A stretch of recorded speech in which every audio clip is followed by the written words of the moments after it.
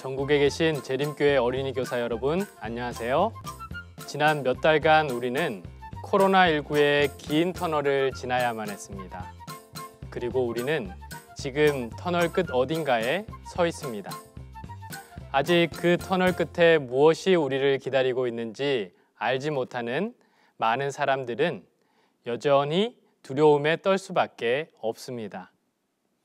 하지만 예수님의 재림을 믿고 그 재림을 기다리는 사람들은 불안과 두려움에 떨며 현실에 안주하지 않습니다.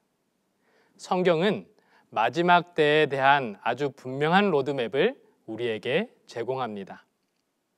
마태복음 24장 6절과 14절은 이렇게 기록하고 있습니다. 난리와 난리 소문을 듣겠으나 너희는 삼가 두려워하지 말라. 이런 일이 있어야 하되 아직 끝은 아니니라. 이 천국 복음이 모든 민족에게 증언되기 위하여 온 세상에 전파되리니 그제야 끝이 오리라. 재림의 약속을 믿고 하나님의 말씀을 신뢰하며 살아가는 사람들은 불안감 속에서도 안정감 있게 우리의 믿음을 지키며 두려움 속에서도 희망을 노래하는 사람들입니다. 우리는 약속의 백성들이기 때문입니다. 올해 여름 성경학교의 총 주제는 우리는 예수님의 재림을 기다려요입니다. 2000년 전 예수님께서 승천하실 때 슬픈 마음으로 떠나가시던 예수님을 바라보던 제자들 곁에 서 있던 천사는 다음과 같은 분명한 약속의 말씀을 주었습니다.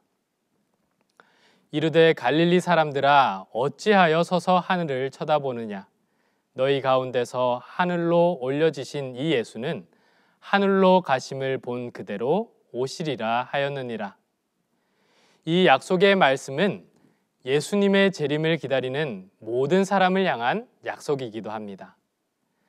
또한 이 약속에는 어른들뿐만 아니라 어린이들도 포함되었다는 사실을 잊지 말아야 합니다. 재림교회 어린이들 또한 약속의 자녀들이 되어야 하며 예수님의 재림을 소망할 수 있어야 합니다. 예수님께서 분명 다시 오실 것이고 그 재림을 기다리고 준비하는 이들을 하늘나라로 데려가신다고 하는 믿음이 건강한 재림 성도의 삶을 살아가게 할 것입니다. 이번 성경학교의 교과를 통해 우리 어린이들이 배우게 될 내용은 재림의 징조와 재림의 준비, 그리고 재림과 상급입니다. 먼저 1과에서 다루게 될 내용은 예수님께서 다시 오시기 전에 나타날 재림의 징조들에 관한 것입니다. 우리 선생님들께서 교과의 내용을 좀 더 깊이 있게 이해하고 가르치시기 위해서는 마태복음 24장과 시대의 소망 69장 감람산 위에서 그리고 재미있는 성경 이야기 8권 4편 4장과 5장 내용을 꼭 참고해 주시기 바랍니다. 예수님께서는 제자들에게 재림 전에 일어날 일들을 알려주시며 이렇게 말씀하셨습니다.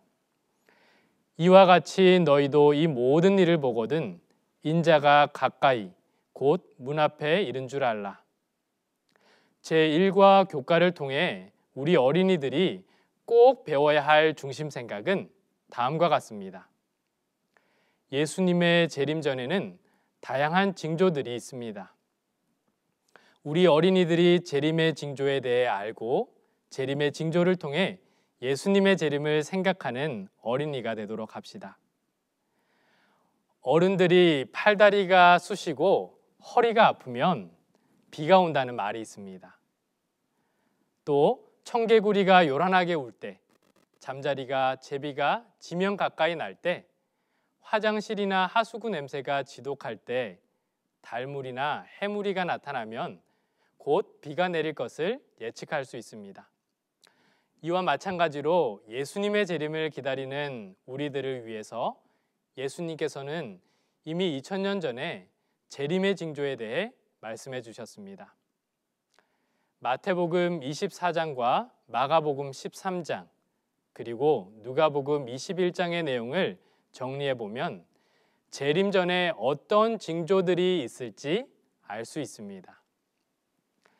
거짓 그리스도가 출현할 것이고 전쟁과 기근, 대형 화재들, 그리고 지진이 빈번하게 일어날 것입니다. 그리고 코로나19와 같은 전염병이 창궐할 것이고 하늘에 큰 징조들이 일어날 것입니다. 부모와 형제, 친구들마저 그리스도인들을 핍박할 것이고 교황권이 힘을 얻을 것이고 복음이 마침내 땅끝까지 전파되는 일들이 있어야 한다는 것입니다. 예수님께서는 재림의 날을 기다리는 사람들이 그 날을 잘 준비할 수 있도록 재림의 징조를 미리 알려주셨습니다. 우리는 예수님의 재림을 기다리는 백성으로 이런 징조들이 나타날 때 두려움에 떨며 불안감에 사로잡히지 말아야 합니다. 시편 기자의 담대한 고백이 우리에게도 필요합니다. 시편 43편 5절 말씀은 이렇게 기록합니다. 내 영혼아 내가 어찌하여 낙심하며 어찌하여 내 속에서 불안해하는가? 너는 하나님께 소망을 두라. 그가 나타나 도우심으로 말미암아 내 하나님을 여전히 찬송하리로다. 여러 재림의 징조들을 바라볼 때 오히려 예수님의 재림이 더 가까웠음을 알고 예수님을 향한 우리의 믿음과 사랑을 키워가는 어린이들이 될 수 있도록 확신과 용기를 심어주시기 바랍니다. 성경학교 제2과 교과를 통해서는 재림의 준비에 대해 함께 생각해 볼 것입니다. 특별히 열 처녀의 비유를 통해 재림을 기다리는 우리 어린이들에게 어떤 준비가 필요한지 배우게 됩니다. 우리 선생님들께서는 마태복음 25장 1절로 13절, 실물교훈 29장 열 처녀, 그리고 재미있는 성경 이야기 8권 4편 8장을 참고해 주시기 바랍니다. 영아 유치를 위한 기억절 말씀은 마태복음 25장 13절입니다. 그런즉 깨어 있으라. 유소년을 위한 기억절 말씀은 마태복음 25장 3절로 4절 말씀입니다. 미련한 자들은 등을 가지되 기름을 가지지 아니하고 슬기 있는 자들은 그릇에 기름을 담아 등과 함께 가져갔더니. 우리 어린이들이 제2과의 내용을 통해 함께 생각해 볼 중심 생각을 읽어보겠습니다. 예수님은 열 처녀의 비유를 통해 우리가 재림을 준비해야 함을 강조하셨습니다. 우리 어린이들이 재림에 대한 확신을 갖고 재림을 준비하도록 합시다. 예수님께서 하신 가장 흥미있는 이야기 중 하나는 졸고 있는 10명의 처녀들에 관한 이야기입니다. 이 비유를 잘 이해하기 위해서는 등장하는 인물들과 사물에 대한 이해가 필요합니다. 먼저 신랑은 예수님을, 그리고 열 처녀는 주님을 기다린다고 자칭하는 사람들을 대표합니다. 등불은 하나님의 말씀을 대표하고 기름은 성령을 표상합니다. 더 나아가 이 기름은 성령의 역사에 순종함으로 이루어지는 마음의 품성과도 밀접하게 연결되어 있습니다. 그 품성은 남에게 나누어 줄 수도 없고 마지막 위기의 때에 극명하게 대조되어 나타날 것입니다. 신랑을 기다리고 있던 10명의 처녀들은 모두 결혼을 축하하기 위해 곱게 단장을 하고 결혼식이 시작되기를 손꼽아 기다렸던 신부의 들러리들이었습니다. 신랑이 더디오자 10명의 처녀들은 모두 졸고 잠시 후 신랑이 온다, 모두 나와서 맞으라는 갑작스러운 외침에 졸고 있던 처녀들은 모두 깼습니다. 하지만 여유있게 기름을 준비했던 슬기로운 처녀 5은 신랑과 함께 결혼식장에 들어갈 수 있었고, 기름을 준비하지 못했던 어리석은 처녀 5은 그제야 허둥지둥 기름을 준비하러 다니느라 결혼식장에 들어가지 못했습니다. 그리고 문은 닫히고 말았습니다. 기름을 사러 갔던 5 처녀가 뒤늦게 달려왔지만 이미 때는 늦었습니다. 그들은 결혼 행렬과 결혼식을 모두 놓치고 말았습니다. 뒤늦은 후회에도 소용이 없었습니다. 아내서는 신랑으로부터 나는 너희가 누구인지 모른다는 엄숙한 선언만 들릴 뿐이었습니다. 여기서 우리가 배워야 할 중요한 교훈이 하나 있습니다. 그것은 바로 항상 깨어 그분의 재림을 준비해야 한다는 것입니다. 특별히 성령의 역사하심 속에서 날마다 우리의 품성이 향상되고 우리의 삶 속에서 하나님의 사랑과 품성이 드러나는 실제적인 변화를 경험해야 합니다. 우리의 가족과 이웃을 향한 밝은 표정과 따뜻한 말 한마디, 매일의 일상에서 실천하는 작은 친절, 그리고 양보와 배려의 모습은 말씀이 빛이 더 환하게 빛나도록 할 것입니다. 언젠가 보라 신랑이 온다는 외침처럼 보라 예수께서 오신다는 외침이 우리 귀에 들릴 것입니다. 우리 어린이들과 어린이 교사 여러분, 어느 쪽에 속하기를 원하십니까? 우리 모두 등불을 잘 준비해서 예수님께서 오실 때까지 활활 타오르게 하기를 바랍니다. 제3과 교과에서는 달란트의 비유를 통해 예수님의 재림을 어떻게 준비할 수 있는지 살펴보게 됩니다. 선생님들께서는 마태복음 25장 13절로 30절 말씀과 실물교훈 25장 달란트, 그리고 재미있는 성경 이야기 8권 4편을 참고해 주시기 바랍니다. 우리 어린이들이 기억해야 할 말씀은 마태복음 25장 21절 말씀입니다. 그 주인이 이르되 잘하였도다 착하고 충성된 종아, 내가 적은 일에 충성하였음에 내가 많은 것을 내게 맡기리니 내 주인의 즐거움에 참여할지어다 하고, 3과 내용의 중심 생각은 예수님은 달란트의 비유를 통해 우리가 재림을 적극적으로 준비해야 함을 강조하셨습니다. 우리 어린이들이 자신의 재능을 활용해 이웃을 돕고 복음을 전하는 재림 어린이가 될 수 있도록 합시다입니다. 이제 곧 제자들을 곁을 떠나서 하늘로 가시게 될 예수님은 다시 오실 때까지 제자들이 어떻게 해야 할 것인지 알려주시려고 달란트의 비유를 통해 말씀하셨습니다.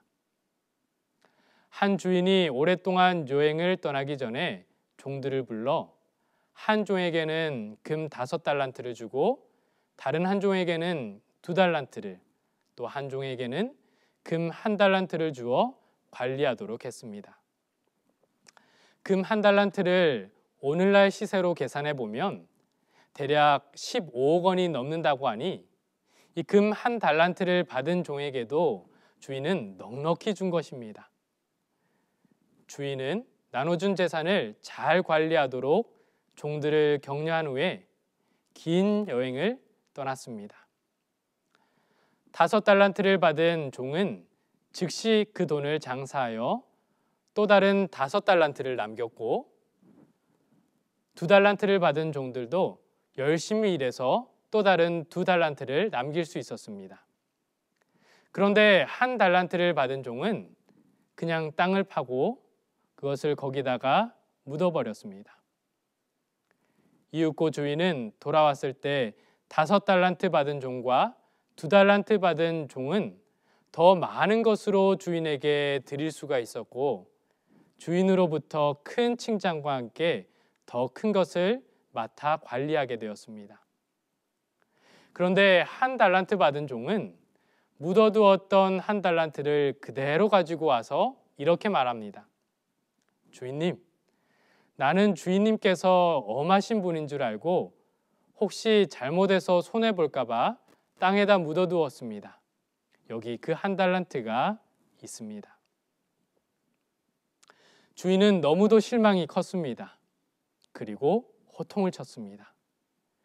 이 악하고 게으른 종아, 그러면 너는 최소한 이 돈을 투자가들에게 맡기든지 은행에 맡겨서 이자라도 붙여받도록 했어야 할 것이 아니냐. 그리고 그 주인은 명령을 내렸습니다. 그에게서 그 1달란트를 빼앗아 10달란트 가진 사람에게 주어라. 그리고 이 쓸모없는 종을 바깥 어두운 데로 내어 쫓으라. 여기에 우리 모든 사람을 위한 중요한 교훈이 있습니다. 이야기 속의 상인은 바로 예수님이십니다. 그분께서는 먼 곳으로 잠시 떠나셨습니다. 그리고 각자의 힘에 맞도록 달란트를 나누어 주셨습니다. 그리고 각자 최선을 다해 그 달란트를 사용하고 개발하기를 원하십니다. 예수님께서 언젠가 돌아오시면 그분께서는 우리들에게 내가 너희에게 준 모든 훌륭한 선물들로 무엇을 했느냐고 물어보실 것입니다. 이 이야기 속에서 달란트는 돈만을 의미하지 않습니다. 우리 어린이들의 씩씩한 목소리와 생각하고 계획할 수 있는 머리도 달란트이고, 글씨를 쓰고 악기를 연주하고 가난하고 불쌍한 이웃을 도와줄 수 있는 손도 달란트라는 사실을 알려주시기 바랍니다. 또한 달란트를 얼마나 받았느냐가 중요한 것이 아니고 얼마나 성실하게 그것을 사용함으로 이웃에게 유익을 끼치고 하나님께 영광을 돌렸느냐 하는 것이 중요합니다. 우리 어린이들이 가진 달란트가 무엇인지 생각할 수 있도록 선생님들께서 도와주시기 바랍니다. 그리고 그것이 아무리 작은 것일지라도 성실하게 사용함으로 하나님께 영광 돌릴 수 있도록 격려해 주시기 바랍니다.